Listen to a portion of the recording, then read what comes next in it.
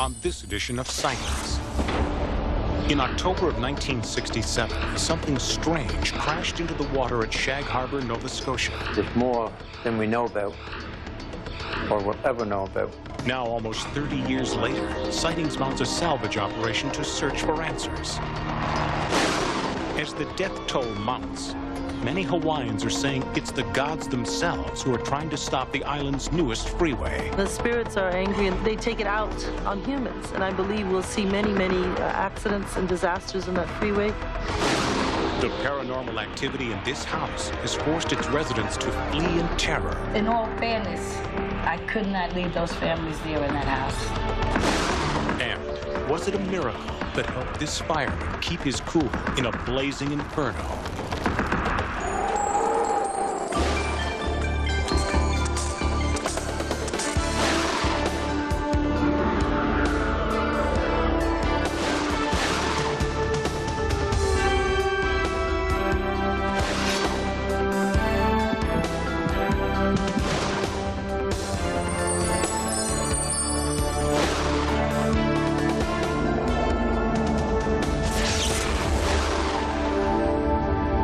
Welcome to Sightings. I'm Tim White.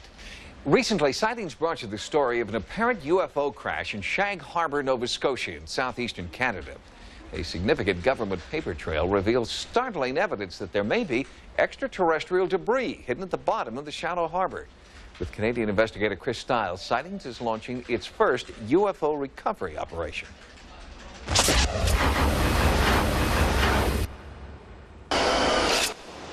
Shag Harbor, at the southern tip of the Canadian province of Nova Scotia, has changed little in the last 100 years.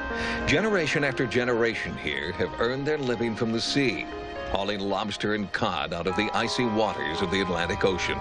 And Shag Harbor would have remained an obscure northern outpost if it had not been for one strange night in 1967.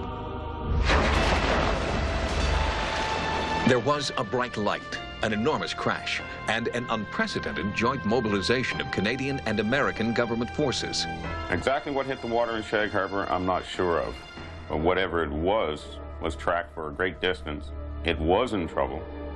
This man is a member of the Canadian Armed Forces with a security clearance above top secret.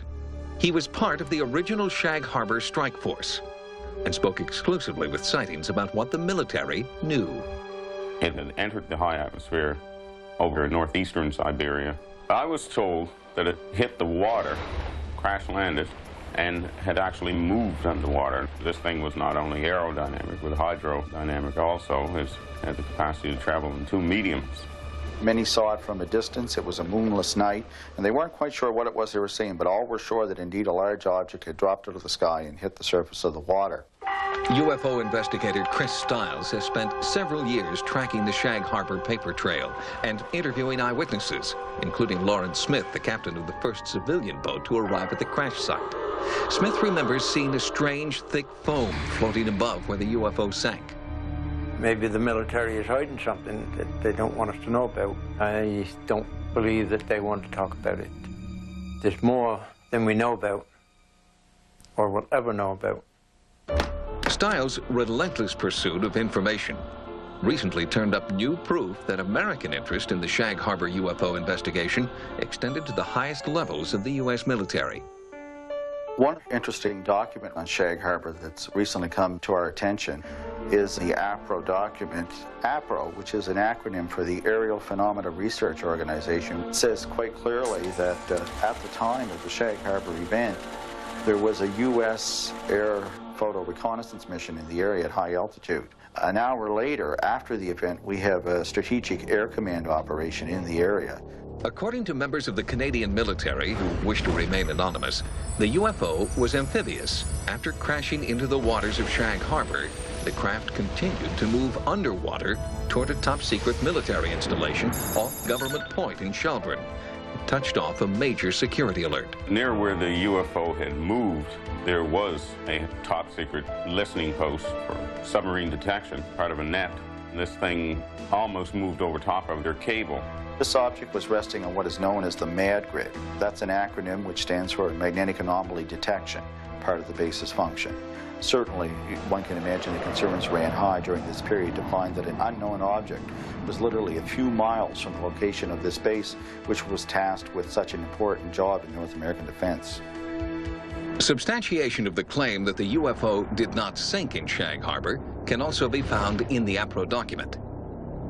It states that shortly after the UFO impact, Maritime Command received a report from the Coast Guard cutter Sir William Alexander, stating that, quote, an object shaped like a torpedo was observed going along the surface, emitting flames and smoke at 44 degrees 23 minutes north latitude, 64 degrees 9 minutes west longitude. Maritime Command ordered an immediate search and recovery operation. The Navy did have a strong expectation of finding artifacts. The way that the UFO hit the water, it is possible something sheared off. If there were any debris found by the divers in Shag Harbor, that would have been the highest security issue on the East Coast at that time. Officially, Maritime Command reports that Navy divers came up empty-handed. But local fisherman Donald Nickerson was there during the recovery operation and observed something being hauled out of the water. Yeah, when we got there, they kind of acted like they didn't want us there. Seemed like it was secret. When the divers come up, there was 2 divers swimming with a metal, and then they passed it up aboard the boat to the guys aboard the boat. It was a piece of aluminum, or it looked like a piece of aluminum to us. It looked like it had been up some. It is Chris Stiles' hope that the government divers didn't get everything, that there may still be UFO debris at the bottom of Shag Harbor. Working with Sightings, Stiles has assembled a top-flight search and recovery team, including technicians from Canadian Seabed Research Incorporated, professional divers, and camera operators. State-of-the-art technology, including side-scan sonar, will be used to see through the murky water and paint a perfect picture of the ocean floor. On board, researchers will study the images, trying to determine potential impact patterns, as well as pieces of wreckage that may have resisted 28 years of ocean currents. For instance, this target here has quite a high shadow behind it. Air support assists the team in pinpointing the UFO impact site, as described in the APRO document. Roger, Survey 1, standing by. Almost immediately, sonar readings indicate the team has a hit. Bridge, it's the survey control. We have the target. Chris Stiles is cautiously optimistic. The recovery team realizes that this target is more likely to be a submerged rock formation than a UFO. But the search has only just begun. The first signs from Shag Harbor are encouraging. Stiles and the salvage crew continue to scan the area, and we'll bring you their complete underwater survey on the next edition of Sightings. Next, out of air and surrounded by flames, Kenneth Carter needed a miracle to survive. I said, if you're here to help me, then he showed me the way out, now.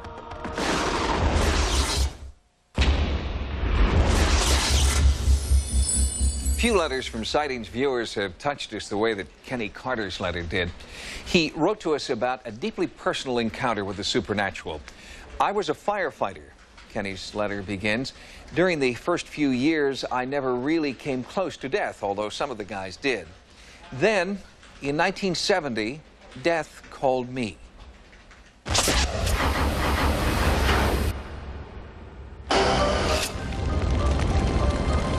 There's no person on this earth, I think, that could ever tell me that it was all, you know, in your mind. You didn't see anything. You didn't experience anything. I know what I saw. Kenneth Carter has seen things most people hope they'd never see. As a veteran firefighter, Ken has faced more than his share of disasters and grief.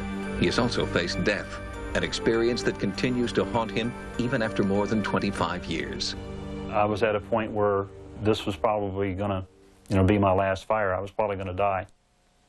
The night of January 12th, 1970, started out like any other for Ken Carter, a young firefighter on duty at the Hialeah Fire Department just outside Miami, Florida. We were all just sitting around relaxing after we cleaned up the kitchen and everything. Going off from the scene at 1824 West 4 Avenue, Pandora's box. You spot smoke coming from the windows and doors. 10-4, have units in route. We were having a lot of fires that particular month. The fire that we had in the evening hours of January 12th was at a building called Pandora's Box. There's always fear involved, not knowing every building is different, every fire is different. The aptly named Pandora's Box was a local bar and discotheque. Once on the scene, Ken and his partner lost no time in entering the inferno. We were confronted with heavy smoke. We were very, very hot inside already, in open flames. Soon, the thick smoke and intense heat forced Ken's partner to retreat. Ken chose to stay inside. I kept on fighting the fire and trying to knock down as much fire as I possibly could. And the opportunity was there to do as much as I could until he got back or the backup crew came in. But that didn't happen. I heard a warning signal go off. The warning signal is hooked to our air tanks. Then you only have approximately 4 minutes of air left in your tank. At that point, I said, well, it is time to leave the building. I turned around, I picked up the hose like you're supposed to do, and I attempted to follow it out of the building. And I kept following the hose, and every few feet I run across another section of hose, like it was twisted like spaghetti laying there. And when I started to draw down on my air tank, my mask started to collapse on my face, and I knew at that point that I was out of air.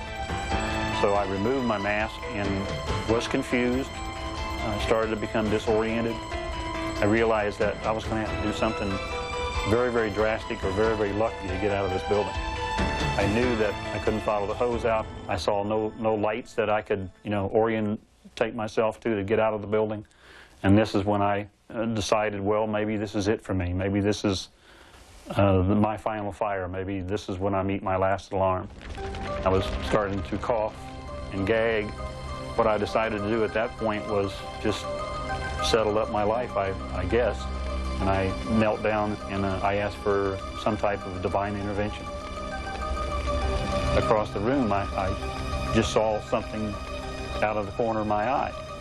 It was like a blue light, a light blue light. It grew larger and it started to take the shape of a young lady, and bathed in still the blue light. Her clothes was like a long billowing type veils, and a very peaceful, very serene look on her face. Of course, I was startled and thinking, well, maybe I've already died, and this is the after-death experience that people have explained to me over the years that they've gone through, and it's time for me to offer myself up. And at that point, I looked her right in the face and I said, if you're here to take me, then I'm ready to go. I said, but if you're here to help me, then show me the way out, please, now. And at that point, she never changed her expression or anything on her face, but she did lift her arm and she pointed. I got up off my knees and went the way she had pointed. I had no idea where I was headed. When I got to the point where she had pointed, I felt nothing but wall. But when I pushed on this section where I was standing, a door opened and I fell out into the parking lot. Later that same night, after the fire had been knocked down, Ken went back into the building in search of an explanation for his vision. I visually just scanned the room, and everything within my view was pretty good distance away except for one post that was in the middle of the room. And I walked over to the post and I said, well, this is what I had to see, with blue lights on it, and, still trying to, I think, deny a little bit, this whole incident. When I examined the post, I had removed my glove to do so. I don't know why, because everything inside of this building was still extremely hot. But when I touched the post was cold. And as I touched the post, like a blue tinge started to encircle my hand. And I knew then that this was totally a true incident that happened to me. And this is when I, really decided it's time to thank somebody. Fire Marshal Robert Stedman, recovering from throat surgery, still remembers his reaction to Ken's amazing story. I confronted Kenny. Kenny, you told me at that fire you were let out of there. What do you mean let out? And he told me, yes, Bob. I was let out by my angel. Since then, I believe that he was let out by an angel. Author and researcher Alma Daniel finds Ken Carter's encounter typical of those who have been touched by an angelic experience. An angel cannot interfere with your free will or your destiny, but if it is not your time to go, the angel will definitely guide you through whatever situation, whatever traumatic moment that you are in, whatever danger you may be in, will make sure that you get out. For other firefighters who regularly face life or death situations, reports of divine interventions are not uncommon. You know, you go out on every call, and after it's over, you kind of stand back and you look and say, well, you know, how did we come through this in one piece? And in the back of your mind, you know, the whole time you got somebody looking after you. There's no doubt about it. I think we definitely have got someone looking after us. But we have guardian angels out there looking after us. If you have not fulfilled your purpose on this planet, if you still have a contribution to make, the angel will be there and make sure that you get through. Soon after the fire at Pandora's Box, Ken Carter transferred to Hialeah's emergency rescue team. He has spent a quarter century saving the lives of others. It's a terrific job. You can help so many people through so many situations. Saving a life there's nothing in this world that compares to nothing. And I still see her vision every now and then. I still picture her even today. I get chilled, still thinking about it. Kenneth Carter is only one of a number of firefighters who believe that they have been saved by an angel. In fact, the blue glow that Carter describes is a common vision among firefighters who've narrowly escaped death while saving others. Next, NASA technology uncovers lost civilizations. An ancient Chinese philosophy helps home sales. Later, the curse of Hawaii's H3.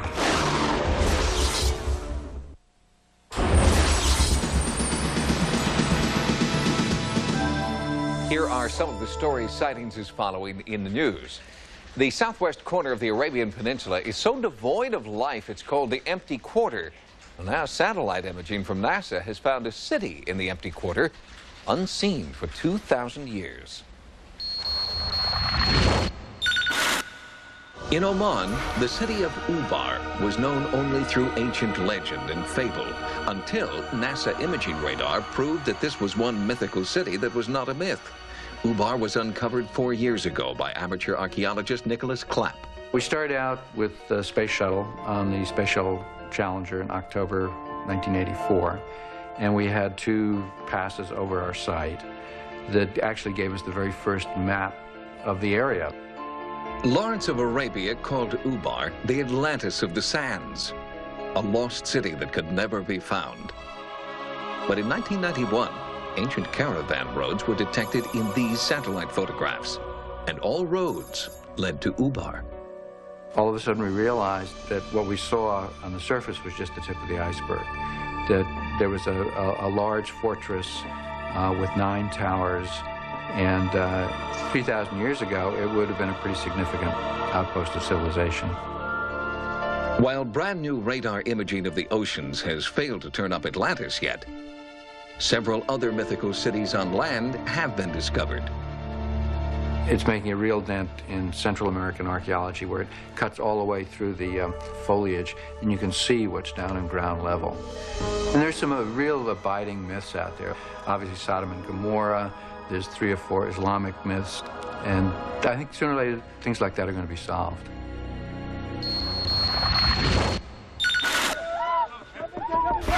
In the capital city of Bamako, in Mali, a recent resurgence in traditional medicine, faith healing, and sorcery had mainstream doctors worried.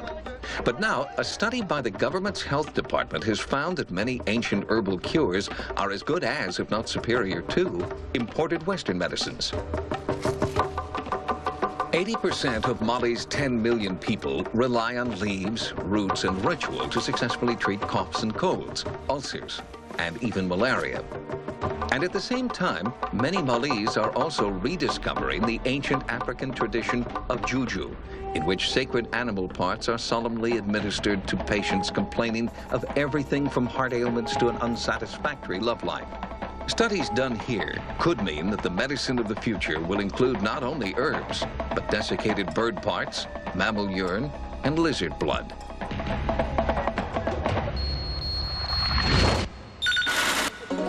In Southern California's sprawling suburbs, progressive builders are now designing new homes based on architectural principles that date back more than 1,000 years. It's the Chinese design principle called feng shui. Feng Shui literally is translated into wind and water, and they are the natural elements in our environment. And the biggest concept of Feng Shui is about the balance in life. Marcia Galanko, a feng shui consultant, advises builders that a harmonious environment begins with the site. Homes should be built on a gentle hill, never on flat land. The rationale behind is the flow of the qi, which is a life force, and it's believed that positive energy flows on a gentle curved surface, and a negative qi flows on a straight line. Galanko warns builders that potential buyers immigrating from the Pacific Rim prefer the positive number 8 instead of the negative number 4 over the front door, and they will avoid homes where the staircase faces the front door. There is a cultural belief that the staircase that's facing the door, that all the good things flows out of the home into the street. So when people are looking for homes, they would choose not to have the staircase facing the front door.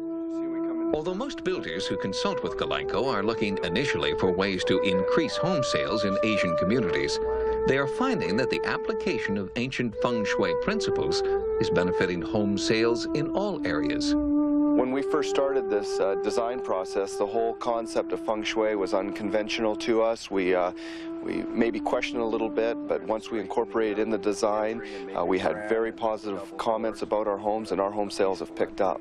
Feng Shui is not just superstition. It's not just a cultural belief. It's actually a very wise concept about the quality of our lives. And anybody can actually use it to bring out the goodness in them and to make wise choices.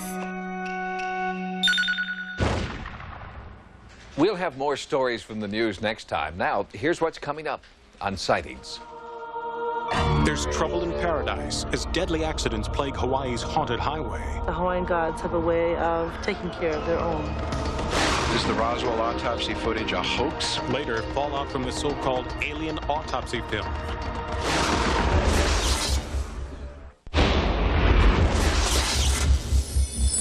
When Hawaii became our 50th state in 1959, the government vowed to protect and preserve the ancient traditions of this island paradise.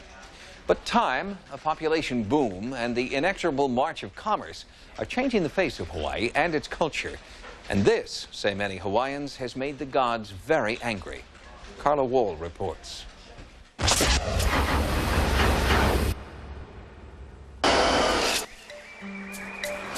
On the island of Oahu, the tropical landscape has had to make way for vacationers and the high-rise resorts that line Waikiki Beach. And just outside of Honolulu, a lush and sacred valley has been forced to make way for this. Once completed, the H3 freeway will connect Pearl Harbor with the Kaneohe Marine Base. The road bisects the Halava Valley, a sacred and kingly Hawaiian burial site filled with ancient shrines. I believe that the Hawaiian gods will take care of those who are responsible for this freeway, and that we're going to see them meet up with very unexpected and nasty ends. Lilikala Kame'elahiva is an associate professor at the State University Center for Hawaiian Studies. She's done extensive research into the history and culture of the Halava Valley. She warns that by building here, the Highway Department has unwittingly released a curse on the H3 project. When bones are unearthed and destroyed, what happens in the Hawaiian culture, belief system? When you disturb the bones, you're disturbing the spirit. The spirits are angry and they're walking the land angry.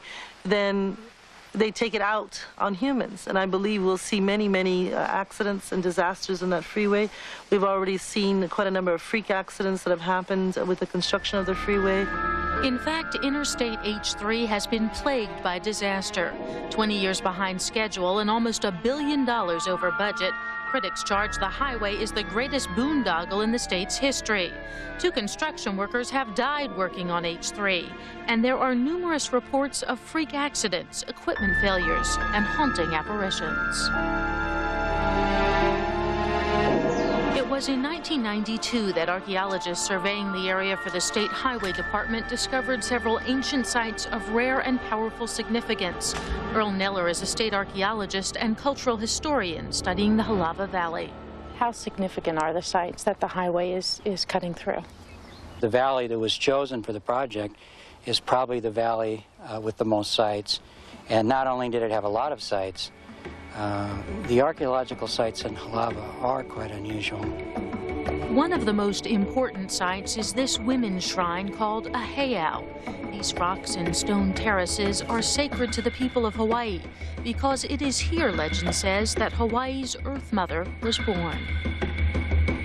They discovered that these petroglyphs were underneath the moss, and they scraped some of the moss off so they could be easier to see. And one of the figures is a childbirth petroglyph, with a figure with a dot between the legs.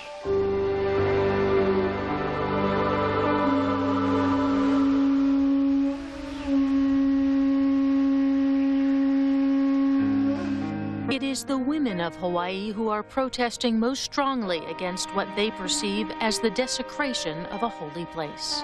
Weekend after weekend, without any publicity, women started hiking up in the valley to see this site.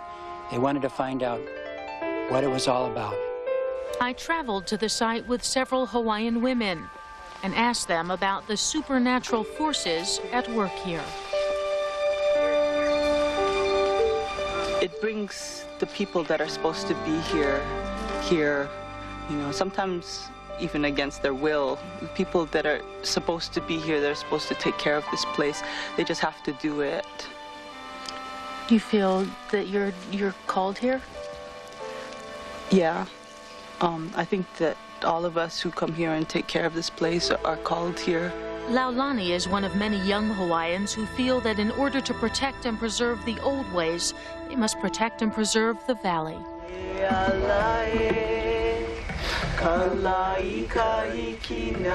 To us, to whom this valley speaks, this is a cathedral. This is a sacred place, and you know, there's no value that you can put on it. There's something that's here, and right now, you know, there's a strong voice crying out because it's being hurt. To protect the heiau and several sacred burial sites in the valley, protesters have tried to disrupt construction, but the trucks continue to roll, seemingly unconcerned about warnings that ancient spirits inside the valley have now joined the fight. Filmmaker Naomi Sodatani is producing a documentary about the ill-fated highway project and the eerie effect this valley has had on many workers. Their construction workers and subcontractors have witnessed equipment moving without operators being in them and then stopping and starting, and they've seen presences. And a good many of them have actually quit. Discussing the so-called curse of H3 isn't against the law, but Sightings found one highway opponent who'd discuss construction experiences only if we guaranteed anonymity. They were working near the entrance to the tunnel, and they looked towards the back. It seemed to be a ghost walking toward them of an old Hawaiian man dressed in white mamo. They were so terrified they ran from the tunnel, and a Hawaiian priest was brought in to bless the area because they were frightened to work there. And the curse of H3 didn't end there. They were doing work at the back of the valley, and they had loaded up a dump truck with huge boulders from out of the side of a mountain. And all of a sudden, the truck overturned onto the side of the road, and the driver ran back to get help. When they got back to the truck, the boulders had returned to the mountain. They were not in the truck at all. She also learned of numerous unexplained equipment failures. brand new equipment purchased for the project, and they would get it into the valley. It would start working. All of a sudden, it would get into a certain area, and it would stop. And no matter what mechanics they brought in, they couldn't get it started again. They'd have to tow it out of the valley, and when they towed it out, it started up again. There were also stories of equipment that burst into flames. There's something going on that I can't explain. But cultural historians say the answer is quite simple. Putting a freeway through Halava is very akin to putting a freeway through Machu Picchu. The land, especially there in Halava, is sacred. When we go there and we look at the beauty of the land and the beauty of those temples, we're touched in our heart. To have such disregard for our traditions and our beliefs is really a stab in the heart of the Hawaiian people. When H3 is completed, will you travel on H3? Do you think it will be dangerous for other people to travel on H3? I will never travel on H3, ever, no matter what. And I don't think that there are too many Hawaiians that are going to be eager to travel on the freeway either. I suspect that we're going to see a lot of accidents happening right where the most sacred sites are. And I would just like to warn those unwitting and unknowing travelers that they take their life in their hands.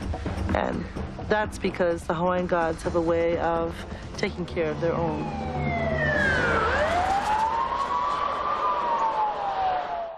Hawaii Senator Daniel Inouye was one of H3's earliest proponents, and he continues to champion the controversial project. Sightings has made several requests for an interview with Senator Inouye, but our requests were declined. Next, are Civil War spirits forcing the residents of this home to flee in terror? I says, I want y'all to pray in this house because what I just saw was spiritual warfare.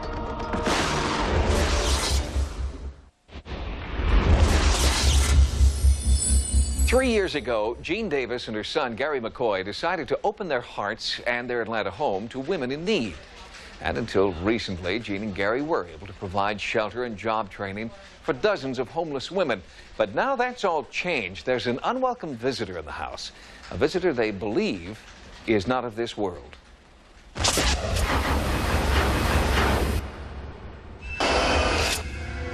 I get a tremendous fear all over my body. My heart beats faster. I feel like I want to pass out. It's a feeling like something is enclosed around me. It's just a feeling of evilness. The sense of evil that so many people have experienced here is so strong that homeless women and children desperate for a house, any house, will not stay in this house. In all fairness, I could not leave those families there in that house. Jean Davis bought this Atlanta, Georgia house in 1992. She wanted to make a difference in the lives of families who needed job training, counseling, and a safe place to stay. But almost immediately, what Jean had hoped would be a sanctuary became a center of fear and anxiety, where residents and personnel alike reported disturbing visions, eerie sounds, and revolting odors. This smell that I detected was every kind of filth that's in the world. Dead bodies, urine, feces, everything was just rolled into one. It wanted to make you gag. When I first moved in the house and became resident manager, there was a lump on the kitchen floor. Now, I didn't pay any attention to the lump, and I said, well, maybe it's just a water lump. I was standing in the kitchen one night. I guess it must have been about 10 o'clock. I was leaning up against the washing machine, and I was just standing there looking at the floor, and the lump actually moved right before my eyes. And that's when I knew something was wrong. I knew something was wrong. Operations manager Gary McCoy believes the source of the haunting lies in the basement, in part because his otherwise obedient dog Cleo recoils in fear when she approaches the basement door. I want you to go check it out. Come on, let's go. Let's go, come on. Cleo is a dog that I've had since she was 6 weeks old. I could just about go tell her to go in the middle of the main street here and go to the yellow line and sit there, and she'll do it. But when it came to that basement, there is no getting her next to that basement. She will stand there and she will defy me to the utmost, and she will say, no, I'm not going down in there. She will never and has never gone in that basement. What it is, I have no idea. But it's something is in that house. Something is in there to cause the unrest. You know, people don't rest in that house. You know, they don't. You come over here, it's quiet. Over there is always noisy. And it doesn't mean that it could be quiet. I don't know if you understand what I'm saying. It's quiet, but within that quietness, there's no stillness. To have a whole house empty, and we're in the business of housing women, homeless women and children. The calls are coming left and right. I mean, they're out there very desperate, crying, but what can we do? What can we do? We have to close the house down. In an effort to rid the house of the overbearing aura of evil, a Catholic priest from the Atlanta Archdiocese was asked to bless the house. But his visit only reinforced the fear that something beyond reason was in control here. The priest came in, Carol, Gary, and myself, and the priest, we went in the house. The priest went through the whole house. He sprinkled holy water over the whole house. He never gave us a direct yes answer, but we could tell by the way that he was acting that he felt something. Something wasn't right. He called the name Lucifer and started talking about what had happened. And as soon as he said the name Lucifer, the house, this rumbling came from the basement. There was a loud, thunderous rumble up under our feet, like the house was coming up off the hinges. At that point, I jumped up, I flew out the front door. I says, I want y'all to pray in this house because what I just saw was spiritual warfare. But why this house? Why these people who were reaching out a hand of support and comfort? Sightings asked title examiner Christopher Cafaro to research the area's past for clues to the present haunting. He linked the house to a bloody Civil War battle. There were 3 battles for the city of Atlanta. The third one took place in what is called the Battle of Ezra Church. Ezra Church was located approximately maybe a quarter mile, if that, from this house. So this house is sitting in the hot spot of a pretty substantial Civil War battle where I would say about 5,000 Confederate troops and 600 Federal troops died. Sightings also asked psychic Peter James to conduct an on-site investigation in the Atlanta house. Without any knowledge of the area's past, he was able to confirm psychically the home's connection to a bloody confrontation. What I sense in here is I get the impression of a man who wears some kind of a headpiece or a hat, and I see like a brim on the hat or something wide on his head, and I'm feeling that he stabbed someone, but he himself was murdered. You see? So it's like there's like a double whammy here. Just a few minutes into the investigation, Reba fled in fear and could not be convinced to return. My heart started beating, I thought I was going to pass out. It's not working for me, letting them do it on their own. I've seen enough of what I want to see anyway. I know there's something in there. You ain't got to walk me through it. I know. That's it.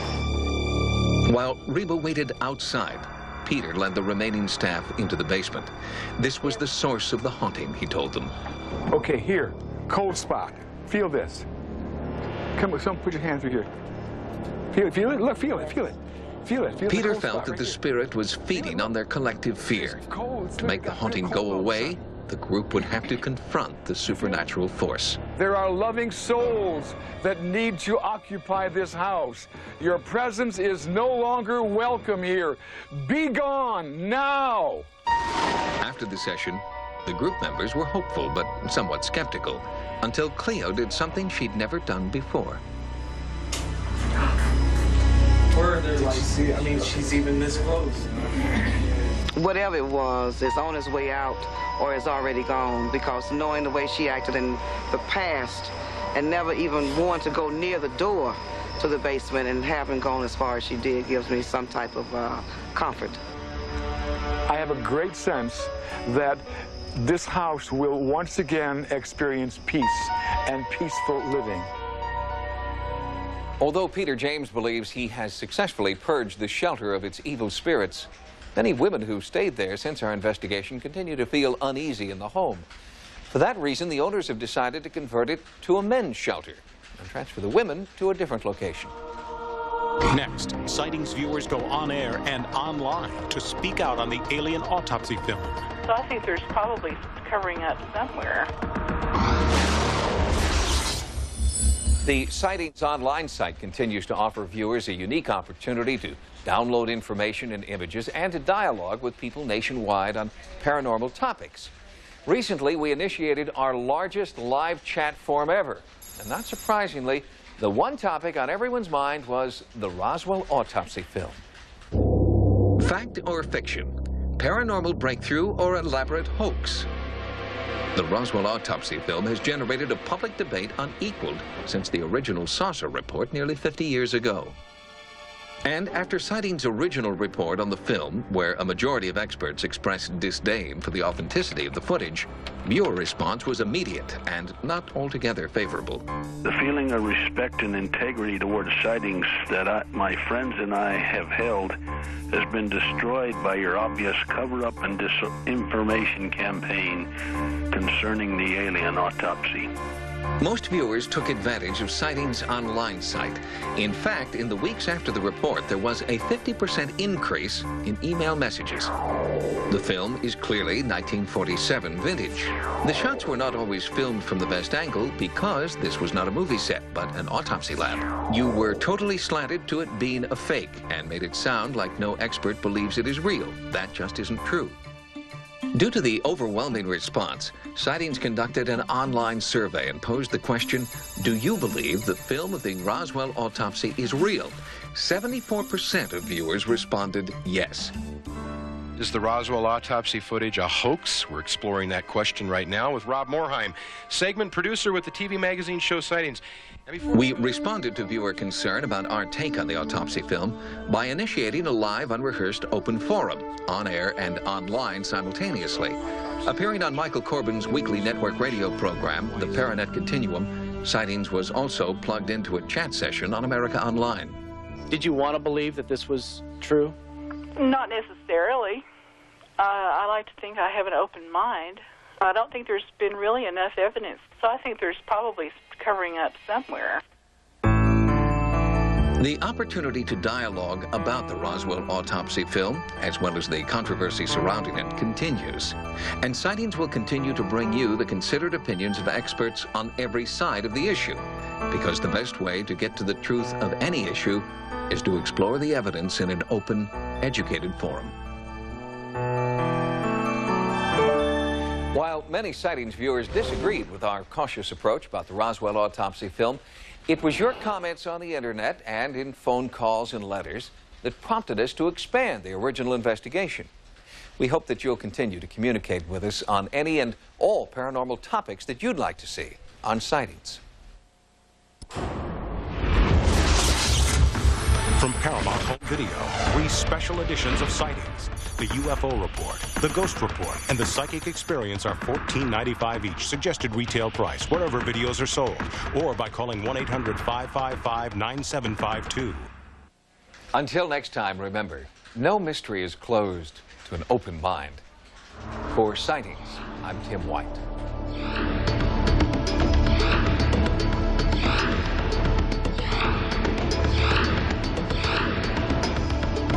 Next on Sci-Fi, Dark Shadows.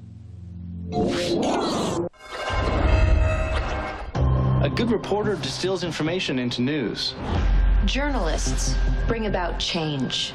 A great interviewer always looks his subject in the eye, even if it's in the middle of his forehead. Oh, yes, supermodel! For the reporters at the Chronicle, the unbelievable isn't fiction. Wow. All this is real. If you're not ready for the truth, don't ask for it. The Chronicle, a Sci-Fi original series. Fridays at 7. On Sci-Fi. Believe everything.